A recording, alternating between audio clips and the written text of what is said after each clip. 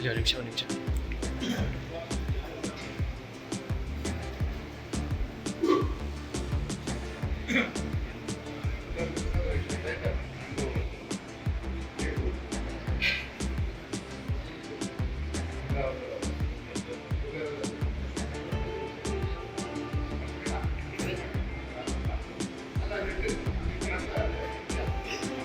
If you like this video ಬೇಗ like ಮಾಡಿ, comment ಮಾಡಿ, ಶೇರ್ ಮಾಡಿ ಹಾಗೂ ಯೋಯೋ ಟಿವಿ ಕನ್ನಡವನ್ನು ಸಬ್ಸ್ಕ್ರೈಬ್ ಮಾಡಿ.